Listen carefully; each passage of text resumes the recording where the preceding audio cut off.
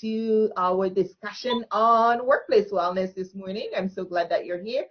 And tell me a little bit about yourself, maybe introduce yourself a little bit to the audience so they get to know you. Sure.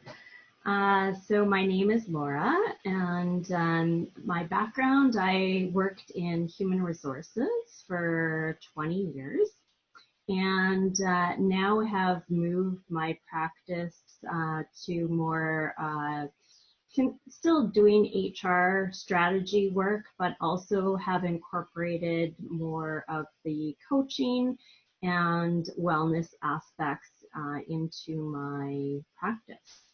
And so now I'm working with IWS as an associate and helping businesses to look at their wellness programs and employees.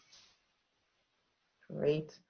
So as we look at the scope of workplace wellness, I want to welcome you into this conversation because here we are, it's 2020 and it's the strangest year any of us have seen in the whole realm of work in our lives or in our history that we can remember.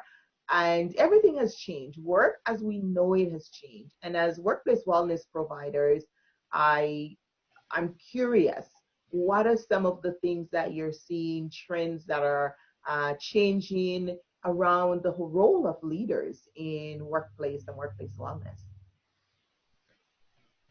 So the trends that I'm seeing, and that's why I've made this transition as well into providing an HR strategy that also incorporates coaching and wellness, is because that is the trend for businesses, and that is important for businesses to provide to their executives.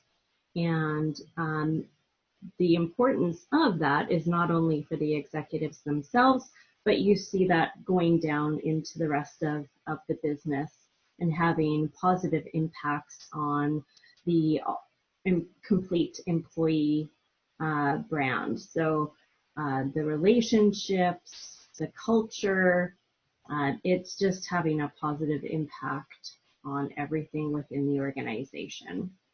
So, with executives, I see some of the trends moving towards, working on their own personal development. That includes, looking internally at their own emotional intelligence, their communication style, looking at how they can, really be a brand that is representing the company in a way that will have a positive impact.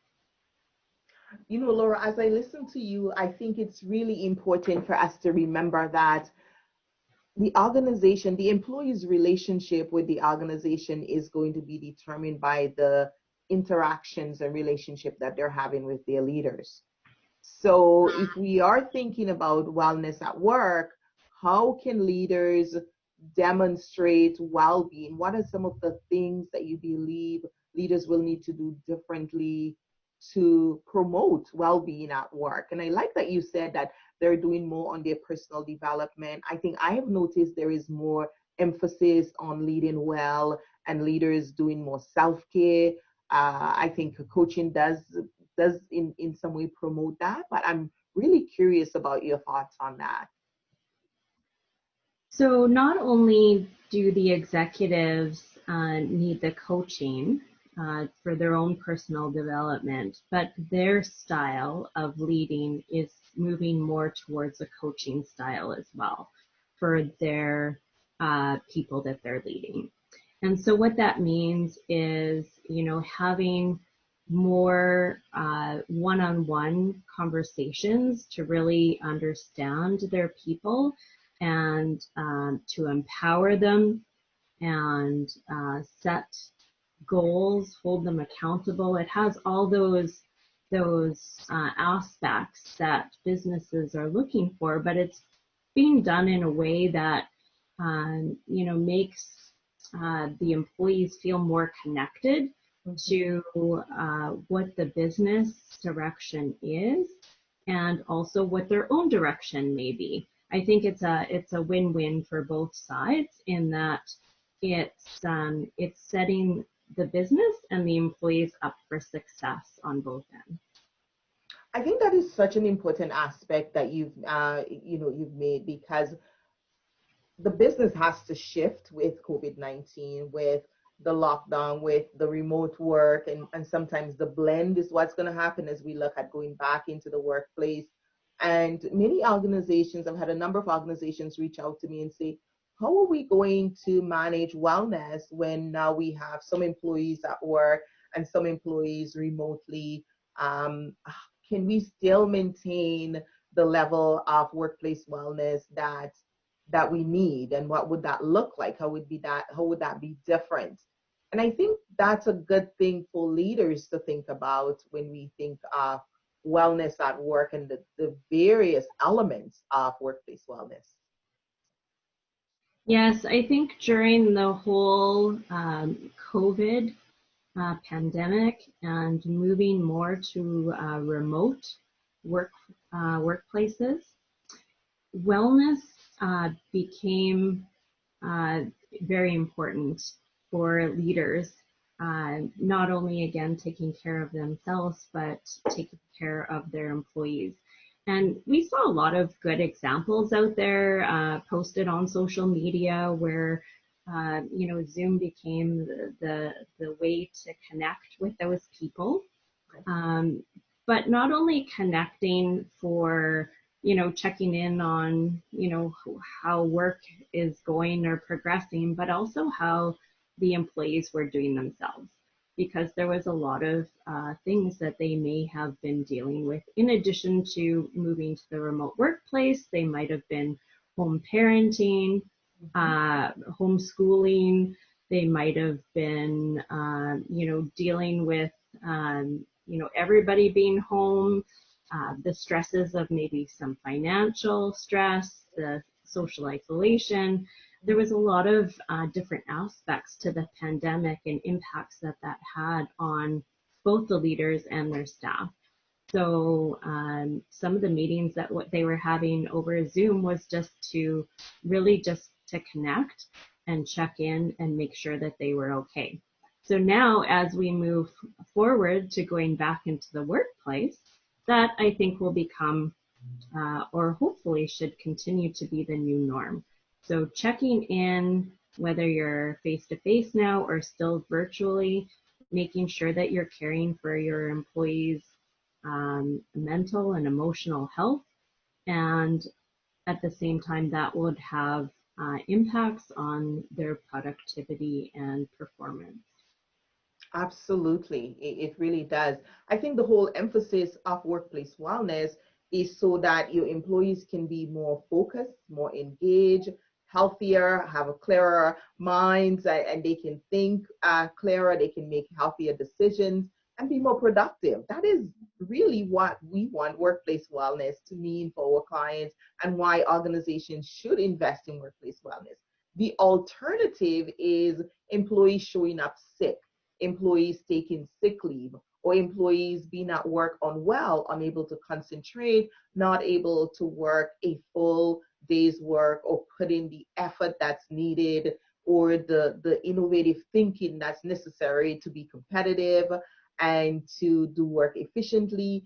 There is mistakes that can be avoided when you're alert and you're punctual and you are in a good mood, right? When you have angry employees, we tend to see more interpersonal conflicts.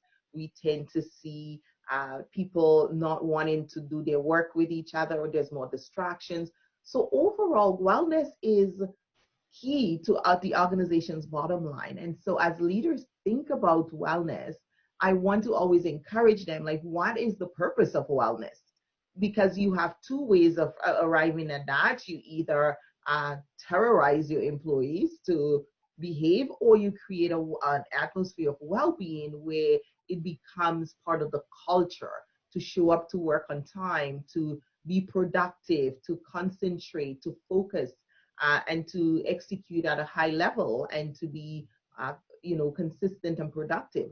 So we either have a culture where it's, there is that dominance and force and it's a resistance, or we have a culture where it is a healthy workplace where everyone wants to contribute their best work and make the workplace a place that's vibrant but also very productive because they value what they do and they value having input and being part of that, even that atmosphere. I believe that the thriving organizations going forward are going to be the ones that provide a flexible work environment. So, if employees are wanting to work from home and they may not be feeling 100% that day, it's going to be okay for them to work at home, and it's going to be okay for them to, continue to work, but not, spread their germs or viruses. I think that, flexibility in terms of, you know, what the workday looks like, when you start, when you stop. I think, there will be changes that thriving organizations will make to set up, like you said, that environment, that warm environment that doesn't impact their productivity, but actually improves it by making it flexible and um, warm and inviting for everyone. So true. So true.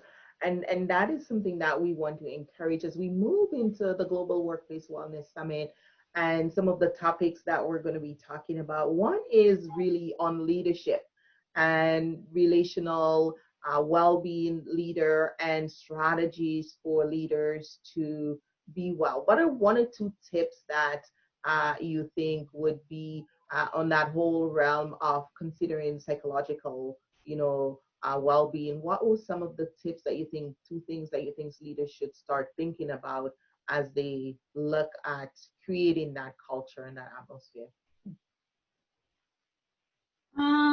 I think that there's 13 aspects to psychological health and safety, and I think that it's going to be important for workplaces to start to move towards eventually all. It would be great to have all 13 elements reflected in the workplace, but it's okay to start small, and it's okay to start with, like you said, one or two.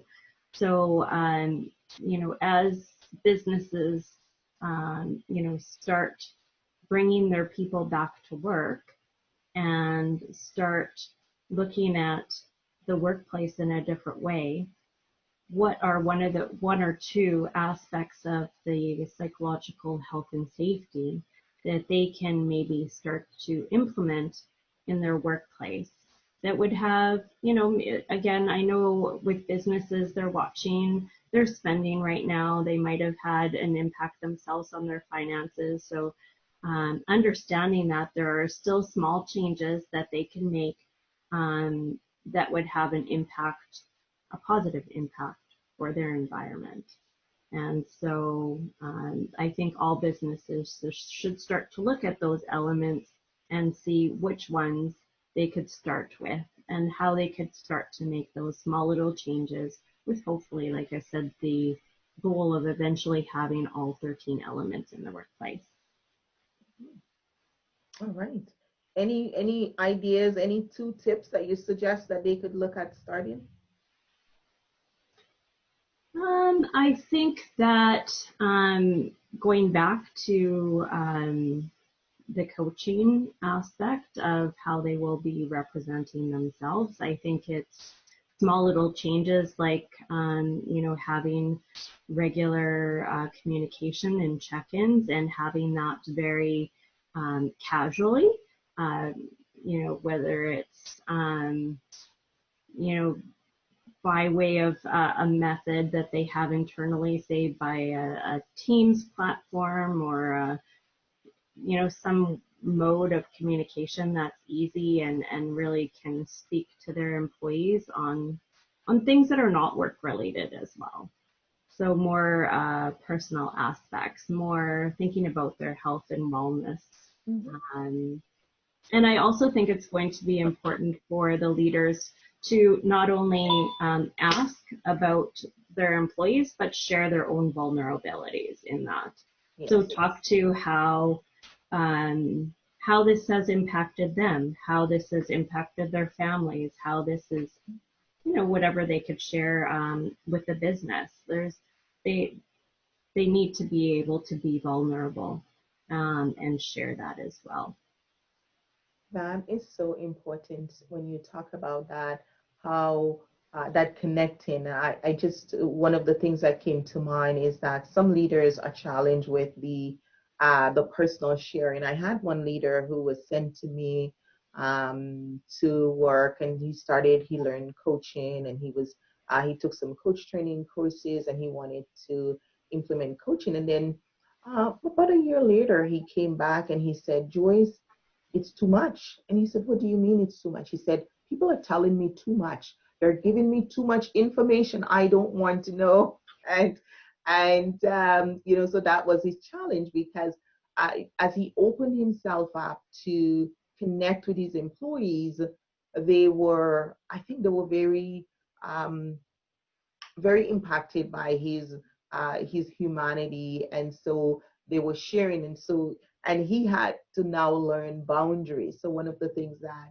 we put him through was a boundaries course to help him to understand how to identify boundaries. What are the things that are okay to talk about with your boss, and what are the things that you might want to talk to a specialist or HR, or maybe your EAP counseling so about it, and not take on. So just something to caution for leaders: if you are thinking of being vulnerable and connecting with your employees personally, you do need to maintain boundaries, and do need to draw the line, and have a respectful way of referring clients, employees on to get the right help. Any thoughts on that, Laura? Yeah, I think it's important to if business is moving forward, if they're really going to put a focus on wellness, it would be good for them to start to use maybe some language that would help them and their employees to see the change and the transition that the business is making. So when I mentioned earlier about, checking in with your employees and having those casual chats, maybe they use the words to say, okay, well, we're going to have a wellness chat right now. So that the employees know that it's not about, work, it's about, how are you doing personally? And is there anything that as a leader I need to know about that I could help you with? And yes, it may need to be referred on, but I think it also needs to be normalized that that's okay for them to be bringing to their leaders, and it's okay, they will get the help, whatever support is available within the organization. So whether it's being referred on to EAP, whether it's being referred on to some portion of the benefit, um, but at least it's being talked about and being normalized. Absolutely. So if you want to attach some language to that so that the employees are aware that that's what it is, Mm-hmm. that would probably be helpful for both the leader and the employee to know and kind of set those expectations. And be gentle, right? Be gentle in those expectations. Have the expectations, but be gentle. I think Um, that's a really good point. Yes. the other thing that I was just going to add is, a lot of this work our conversation may be talking more about work that's being done in an office environment, but there's also frontline people out there that, may be going through, say, hazard assessments as part of their work. And this is going to be something that's going to be important to be added on to your hazard assessments. As an example, like if you have somebody going out to do a job, are they fit to do that job? Are they mentally well that day? Are they going to be focused on doing something if it's a dangerous, high risk job that they're going to do that day? So I think that's another way to incorporate it into other positions that may be filling out some forms like that. There may be other forms that you use as part of your roles, but again, just normalizing that and having it okay for the employee to put that down and talk about it with their supervisor, manager, leader. So Absolutely. yeah, I there's like lots of different that things. piece. Yes, because even something as sleep, if you didn't have enough sleep, right? Sometimes you're a new dad or you have a child who got sick the night before, you didn't get enough sleep and you sold your way into work and you're planning on doing this, but if a supervisor should check in with you and say, did you have enough sleep? Are you going to be as alert as you need to be? Is there anything going on? I think that you're right, creating that normalization of having those wellness check and having what we call those wellness conversations are so important in the workplace and giving leaders the training so that they feel confident. They have the interpersonal skills to have those conversations in an effective um, and kind and gentle way. I think that's really crucial. Yeah, Mhm. I another maybe suggestion is when leaders are doing those check-ins, I think they need to be um, more responsive to doing things different and new ideas that may come up. Um, there's I think this whole pandemic has again changed the workplace and changed leaders and changed people. And as leaders, it's going to be important to listen, to your employees and maybe see if there's ideas that come up or suggestions that are made that maybe before we would have just said no, that's not the way we're going to do it, where now it may be, and maybe yeah, sometimes it will still be no, but Mhm. um, maybe it shouldn't always be no. So being responsive and being, open to new ideas is going to be Absolutely. important, I think, too, going forward. I like that because it may be no, it may be let me get some more thoughts on that, or let's review that, let's do some research to see if it's applicable. And you're right, that responsiveness tells the employees that I'm listening to you, I hear your ideas are valuable, and keep bringing them, versus being non-responsive can turn people away and shut them down and prevent them from bringing new ideas up. So that's really key. Mhm. All right. So this was a really great conversation. Any last thoughts that you wanted to leave with the audience as we wrap up today? I know we talked a lot about leaders and the importance of providing coaching and support to developing your leaders, the importance of the leaders, to impact their employees and looking after their health and well-being going forward as well. But I guess the one thing that I would conclude with is uh, it's with the whole safety or wellness. I feel like it's really everyone's responsibility. So yes, we've talked a lot about the importance the leaders will have and the importance of the business to provide to the leaders, but it's everybody. We just need to be, um, more sensitive and more caring to each other in general, like whether it's our peer, our coworker, our subordinate, or it's everybody, and just the way that this pandemic has impacted us and changed us. I'm hoping that we could carry that. You've seen a lot of that out there, and it's just going to be important for us to continue to carry that forward into the future. That's really a good note on a great way to end that conversation, because you are very right. When we adopt a coaching hat as a leader, you ask different questions, you become more curious, you become more sensitive to the other person's needs, so and more intuitive, and that's really bringing that humanity back into the workplace. So as having gone through this such a difficult transition through the pandemic, we should definitely walk away with a difference. So, yes, thank you so much, Laura, for being here and for spending your time and your wisdom with us here at the Workplace Wellness Forum as we talk about things, tips, and strategies to help our leaders and our organizations move to a mindset of wellness. Take care and be well. Thank you.